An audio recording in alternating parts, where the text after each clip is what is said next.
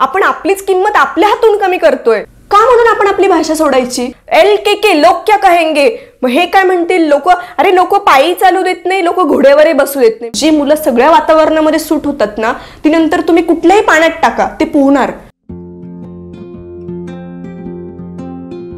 कुणाला तरी काहीतरी येत असतं किंवा प्रत्येकाच्या बॅकएंडला काहीतरी थॉट असतो आणि आपल्या अशा विचारांना दिशाच मिळत नाही. कुठेतरी आपल्याला असं वाटतं कुणासोबत तरी काहीतरी शेअर करावं.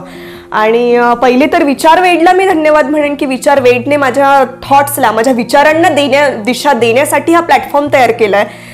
त्यामुळे विचारवेडला खूप खूप धन्यवाद. मला असं वाटतं ना की आपलं आयुष्य हे आपल्या हातात आहे. आपण खूप चांगल्या पद्धतीने, खूप इंटरेस्टिंग पद्धतीने जगू शकतो. आणि डेली रुटीन म्हणजे 24 आवर्स तुमच्या माझ्याकडे सगळ्यांकडे 24 तास असतात. आपण असं म्हणतो मला माझ्यासाठी वेळच नाही मिळत किंवा मला माझं छंद जोपासण्यासाठी मला एखादी गोष्ट येते पण ती करण्यासाठी मला वेळ नाही मिळत. का तर नवरा सकाळी ऑफिसला जातो, मुलगा शाळेत जातो, मुलगी कॉलेजला जाते, तिकडून आल्यानंतर घरी संध्याकाळी सासू सासरे येत असतात, घरची भांडी, धुणं, स्वयंपाक, देवपूजा आणि सगळ्या या गोष्टींमध्ये ना आपण खूप स्वतःला गुंतवून घेत असतो. आणि अरे स्वतःसाठी आपण 1 तास काढू शकत नाही. म्हणजे स्वतःला जी गोष्ट आवडतीये, मला रांगोळी काढायला जमते पण मग काढली तर मग ती येईन का, कोणी बघीन तर मग हसेन का? अरे जगा स्वतःसाठी, एक एक क्षण जगा, स्वतःसाठी वेळ काढा आणि स्वतःला महत्व द्या. आपण आपलीच किंमत आपल्या हातून कमी करतोय. एज इज जस्ट नंबर आपण असं म्हणतो. सांगता येत नाही कुठला आजार कोणाला कोणत्या वयात होईल. अगदी 10 वर्षाच्या मुलापासून आज आपण बघतोय डायबिटीसचं प्रमाण वाढतंय. बाकीच्या BP, तरुण लोकांमध्ये जॉब लागत नाही, माझा BP हाय होतो, BP लो होतो. अरे ह्या गोष्टी तर आधी आपल्या आईवडिलांच्या जनरेशनमध्ये या गोष्टी आपण 50-60 नंतर ऐकत होतो. ते आत्ता आपल्याला ऐकायला मिळत आहेत. आणि म्हणून मला असं वाटतं तुम्हाला वाटतं ते करा. तुम्हाला जी गोष्ट खावीशी वाटली मनमुरादपणे खा. नाचावंसं वाटलं मनमुरादपणे नाचा. LKK लोक क्या कहेंगे, मग हे काय म्हणतील लोक? अरे लोक पायी चालू देत नाही, लोक घोड्यावरही बसू देत नाही. म्हणून ऐकावे जनाचे आणि करावे मनाचे. वाटतं ते करा, स्वतःसाठी आयुष्य जगा.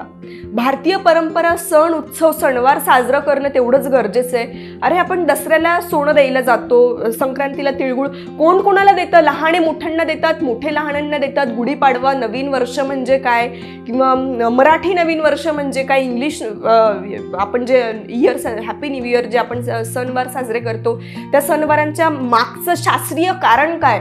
आपण का साजरे करतो? आपण का ट्रॅडिशनल आपण आपले रिच्युअल्स पाळला पाहिजे? आणि मला असं वाटतं ना की भारतीय संस्कृती इतकी सुंदर आहे. या संस्कृतीचा जर ठेवा आपण या जनरेशनने जपला तर आपली जी येणारी पुढची जनरेशन आहे ना, ही आपल्या संस्कृतीचा ठेवा जपणार आहे. अरे मलाच माहिती नाही की साडी का नेसावी, मलाच माहिती नाही की सणवार कसे साजरे करावे, मलाच माहिती नाही पुरणपोळी केव्हा करतात, मलाच माहिती नाही पुरणपोळी कशी करतात. मी माझ्या येणाऱ्या पिढीला काय संदेश देऊ? आधी आपल्याला फक्त आर्ट्स, कॉमर्स आणि सायन्स या 3च फॅकल्टी माहिती होत्या. आता अशा झाल्या. आता त्या दिवशी मी एका लेडीजकडून शब्द ऐकला, माझी मुलगी काय करते तर व्हायरॉलॉजी. मी म्हटलं काय? मी म्हटलं बायोलॉजी, झूलॉजी, मायक्रोबायोलॉजी, अजून काय असेल ते त्या लॉजीज मी ऐकलेल्या आहे, सायकोलॉजी ऐकली आहे, पण म्हटली नाही ती व्हायरॉलॉजी, ती पण एक फील्ड आहे. म्हणजे याच्या पलीकडे पण काहीतरी जग आहे आणि काहीतरी नवीन केलं पाहिजे. म्युरल्स आर्ट करतात, त्याच्यामधून लोक पैसा कमवतात खूप, म्हणजे आर्टमध्ये सुद्धा. आणि आधी असं म्हणायचे काय ते रांगोळी काढत बसते किंवा काय ते पेंटिंगच करत बसते. अरे पेंटिंग सारखे किंवा कॅलिओग्राफी सारखे सुद्धा क्लासेस बोस्टन आणि जर्मनीमध्ये होत आहेत. किंवा त्या मुलांना बोस्टन युनिव्हर्सिटीसाठी किंवा बाहेरचे परदेशात त्यांना हायर करतायत. ऑस्ट्रेलियासारख्या देशामध्ये ज्या लोकांना बोलावंसं वाटतं किंवा ज्या लोकांना इंडियन ट्रेडिशनल इंडियन रिच्युअल्स आवडतात, ती लोक आपली संस्कृती ऑस्ट्रेलियामध्ये घेऊन जात आहेत आणि ती तिकडे फेमस करतायत. आपणच चूक कशी करतो की समोरचा माणूस जर हिंदी बोलायला लागला ना, आपण त्याला हिंदीत प्रत्युत्तर देतोय. का? म्हणून आपण आपली भाषा सोडायची.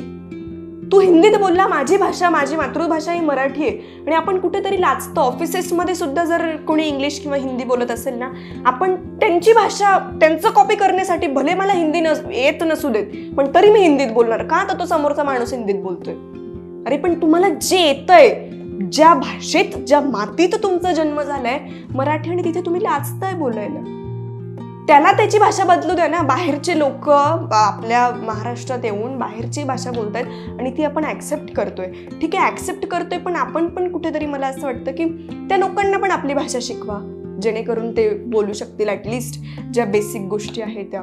शाळा कुठची असू दे, ज्ञान असेल ना, स्किल असेल ना तुमच्यामध्ये, मग तुम्ही अगदी झेडपीत काय, तुम्ही मराठीत काय, तुम्ही बाहेरच्या देशामध्ये जाऊन तुम्ही तुमचं अस्तित्व कर्तृत्व करू शकाल, असं मला असं वाटतं. आणि स्किलवर सगळं डिपेंड आहे. माझं एज्युकेशन जे वडील पोलीस डिपार्टमेंटला, आजोबा DYSP म्हणून 4 ठिकाणी शिक्षण झालेलं. मला आठवत नाही 5वी कुठे झालं, 10वी कुठे झालं. मला आठवतं 10वी, मग मला असा विचार करावा लागतो.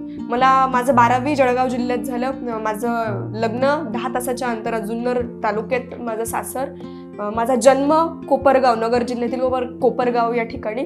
म्हणजे असं नाही आहे की नाही मग एकच शाळा, मग एकच गाव, एकच प्लेस आणि मग त्यालाच कंटिन्यू तुम्ही धरून पुढे गेलं पाहिजे. 4 ठिकाणच्या तुमच्या शाळा असू देत, 4 ठिकाणची तुमची कॉलेज असू देत. आणि ही गोष्ट उलट चांगली असते. जी मुलं सगळ्या वातावरणामध्ये सूट होतात ना, ती नंतर तुम्ही कुठल्याही पाण्यात टाका, ते पोहणार.